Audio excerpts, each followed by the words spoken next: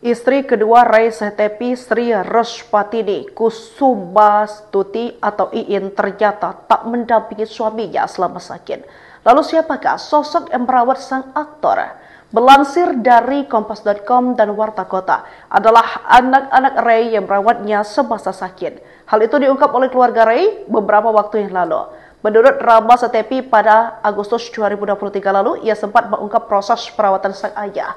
Rama mengatakan bahwa ayahnya terkena stroke pada 2 tahun silam.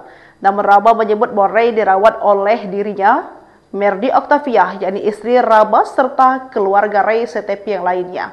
Tak lupa saat itu Rama berdoa agar netizen mendoakan sang ayah.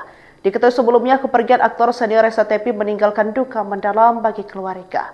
Tak terkecuali Sri Reshpatini Kusubastuti alias Iin, istri kedua almarhum aktor Ray.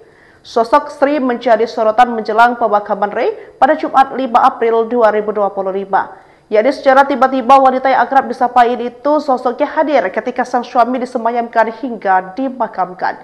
Latar belakang ini diduga menjadi alasan utama mengapa dirinya jarang memperlihatkan diri di muka umum. Mengutip tribunmedia.com, Iin diketahui merupakan seorang pengusaha dan juga mantan dosen.